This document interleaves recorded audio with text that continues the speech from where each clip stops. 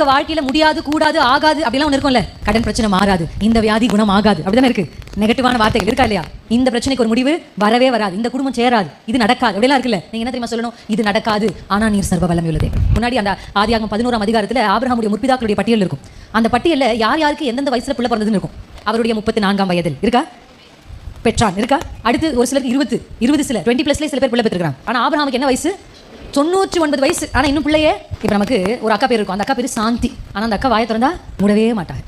சில பேர் பேருக்கும் ஆளுக்கும் என்ன பண்ண சம்பந்தமே இருக்கவே இருக்காது. ஆபிரகாமுக்கு பேரே என்ன அர்த்தமே தகப்பன், ஆனா பிள்ளை இல்லை. அப்ப அந்த உலகம் அவர் எப்படி சொல்லியிருக்கோம் இல்ல, எல்லாரும் எப்படி பேசிப்பாங்க அவர் பத்தி. ஆனா வசனம் சொல்லுது 99 வயதில் கர்த்தர் ஆபிரகாமுக்கு தரிசனமாய் சொல்றார், நான் சர்வ வல்லமை உள்ளதே. அப்படின்னு என்ன சொல்றாரு? என்னால செய்ய முடியாதுன்னு ஒண்ணு இல்ல ஆபிரகாமே, உன் வயசு என் வல்லமைக்கு தடையில்லை, உன் சரீரம் என்னுடைய வல்லமைக்கு தடையில்லை. எத்தனை பேர் இப்படி பாக்குறீங்க? ஆமா, உலகம் சொல்றது நீங்க சொல்லுங்க. ஆமா, டாக்டர் சொல்லிட்டாரு என் கர்ப்பத்துல பிள்ளை வரதுக்கு வாய்ப்பே இல்லை, அது மருத்துவர்கள் அறிக்கை. ஆமா, ஆனா நீர் சர்வ வல்லமை உள்ளதே. இப்படி சொல்லி சொல்லி சொல்லி சொல்லி தான் நீங்க ஜெயம் எடுக்கணும். அதுதான் ஒரு ஆவிக்குரிய ஸ்திரீ.